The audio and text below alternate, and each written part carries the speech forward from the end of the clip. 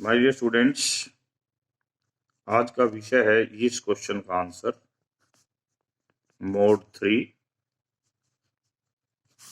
इस क्वेश्चन का answer mode 8 and this question का आंसर। ये परफेक्ट नंबर के चैप्टर से है। देखिए कैसे करेंगे। हम पहले एक लेमा करना चाह रहे हैं। If n is not a perfect square, then sigma n is equal to d divides n 1d root n. d is not equal to n by d, d plus n d हो जाएगा। पहले इसको prove करेंगे। इसकी value होती क्या है वैसे? d divides n d. इसके दो टुकड़े कर लो। d डिवाइड्स एन व्हेन आपने क्या कहा है, n is not a perfect square, तो ये इंटीजर नहीं है, तो हमने इसकी दो ब्रेकिंग कर ली।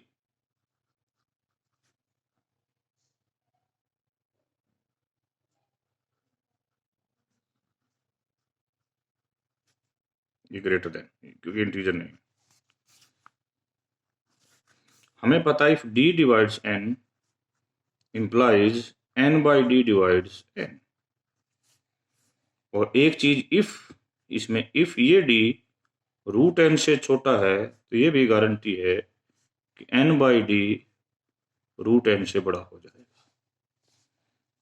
वन नेक्स्ट थिंग जो इंपॉर्टेंट है, और यदि ये दोनों सेम हैं और मैंने कह दिया कि n is not a perfect square, this implies that d is not equal to n by d. तो ये कंबाइंड चीज अपने आप को किस में बदल लेगी? d डिवाइड्स n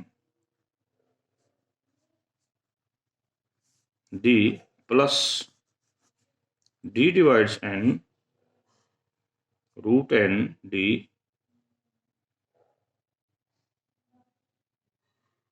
अब देखिए, यदि हम इस d को n बाई डी से चेंज करेंगे तो ये चीज चेंज हो जाएगी।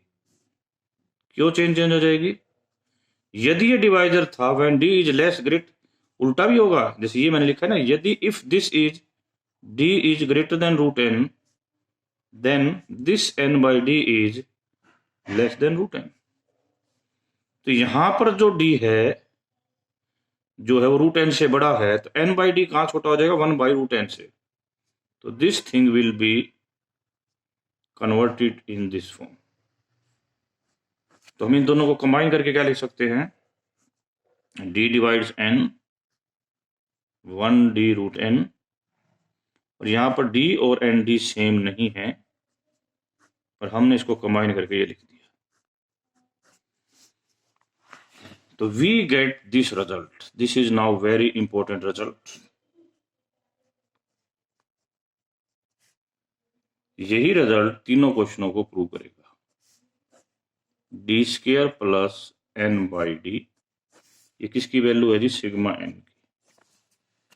केस फर्स्ट यानी question first, if n is of the type 3m minus 1, तो देखिए इसका मतलब 3n को डिवाइड नहीं करता। One thing, if d divides n तो 3d को भी डिवाइड नहीं करेगा। यदि 3 ने d को डिवाइड किया तो 3 को n को भी डिवाइड करना पड़ेगा। It mean 3 doesn't divides n d, 3d का डिवाइजर नहीं है। इसका मतलब d square is congruent to 1 mod 3 है। नाउ n की ये टाइप कहती है n is congruent to 2 mod 3 है। तो कुल मिला के आ गया d square plus n congruent to 0 mod of 3 हो जाएगा। तो ये हर टर्म इस केस में 3 से डिवाइड होगी। तो इसका मतलब सिग्मा n, यदि n ये होता है, then it is divisible by 3। अच्छा, एक बड़ी इंपॉर्टेंट बात है कि कई बार बच्चे कहते हैं ये डी, मैंने कह दिया कि D doesn't, 3 doesn't divide D, तो डी इसको तो डिवाइड करेगा, ये अलग मैटर है, ठीक है ना। This each term is some is divisible by 3, ऊपर वाली, और नीचे वाला 3 से डिवाइड होता ही नहीं, इसका मतलब ये जो डी है इसके 3 को नहीं काटेगा, नेवर। तो this will comes to be 0 mod of 3।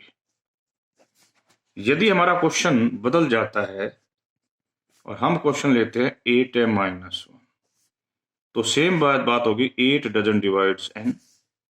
If d divides n then 8 doesn't divides d। It means, एक और चीज, यदि 8 d को डिवाइड नहीं करता तो d की फॉर्म होगी 8k+1, यस 8k+1। मैं एक और बात कह रहा हूं, ये ध्यान से देखिए, ये this implies that n is odd. n odd है तो एक और भी 2 doesn't divides n, 4 doesn't divides n and 2 doesn't divides n। तो सारी चीजें मिलकर यहां कहेंगे कि 2 भी d को डिवाइड नहीं करता है, 4 भी d को डिवाइड नहीं करता है। d की जो फॉर्म है वो कैसी होगी, आइदर 8k+1 और 8k+3 और 8k+5 और 8k+7। तो सारी बातें मिलकर के कहेंगी कि d square is congruent to 1 mod 8। इधर से आपको दे रखा है n is congruent to 7 mod 8। तो डी स्क्वायर +1 और ये ऐड करेंगे तो we get n plus d square is congruent to 0 mod 8। Now come to third part. इसका मतलब क्या हुआ कि ये चीज 8 से डिवाइड हो रही है। अब हम उस क्वेश्चन पर आते हैं जो बच्चे ने पूछा है, n is equal to 24m-1। It means n is congruent to 23 mod of 24। इफ d डिवाइड्स n, यदि d n को डिवाइड करता है तो d, मैं एक यहां बड़ी इंपॉर्टेंट बातें बोलना चाह रहा हूं, d divides n but 2 doesn't divides n, 4 doesn't divides n, 8 doesn't divides n, 3 doesn't divides n। तो सारी बातें मिलकर क्या हमें इशारा करती हैं, पहले मैं इसके इशारे की तरफ लेता हूं। ये क्या इशारा करती है कि ये जो d जो है ना, 2d को डिवाइड नहीं करेगा, 4 भी नहीं करेगा, 8 भी नहीं करेगा और 3 भी नहीं करेगा, और यहां तक कि 24 भी नहीं करेगा, क्योंकि ये इससे आ जाएगा। तो व्हाट दे सजेस्ट अस, ये हमें क्या सजेशन करती हैं, उस सजेशन की बात, मेन टारगेट हमारा ये कि हमें प्रूव करना कि d square is congruent to 1 mod of 24। अभी बताता हूं कैसे होगा।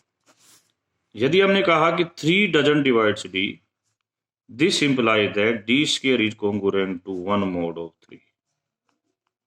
इसका मतलब 3 इसको डिवाइड करता है। सिमिलरली वेज पे ये इसको डिवाइड नहीं करता, this implies that d square is congruent to 1 mod of 8। इसमें केवल एक ये बात नहीं है, इस बातों को भी शामिल किया गया है, तभी आया ये, क्योंकि इस बातें सारी कहते हैं कि d की वैल्यू 8k+1, 8k+3, 8k+5 या 8k+7 होगी। तो it means 8 divides D square -1। तो दोनों बातें मिलकर क्या कहती हैं कि 24 डिवाइड्स डी स्क्वायर -1, यानी कि d square is equal to 1 mod of 24। अभी अभी आपने ये बात और कही थी अभी कि ये 23 होता है। तो कुल मिला के हमारा this is congruent to 0 mod of 24 आ जाएगा। इसकी वजह से आपकी ये चीज 0 बन जाएगी, ये 0 बन जाएगी। और दूसरी बात, 24 डजंट डिवाइड्स d, इसका ये 24 से डिवाइड होता है, इसका 24 से कोई लेना देना नहीं ना। तो ये d जो है 2 से डिवाइड होता है, ना 4 से, ना 8 से, ना 24 से। किसी से डिवाइड नहीं होता, 6 वगैरह किसी से डिवाइड नहीं होता। ये जो किसके डिवाइजन हो, 24 के, ऊपर वाला कॉन्ग्रुएंट टू 0 बन जाएगा, उस टुकड़े की वजह 24 से डिवाइड जरूर होगा। और इसके पास बाकी जो डी के फैक्टर होंगे वो अदर देन 24 होंगे। This is congruent to mod 0।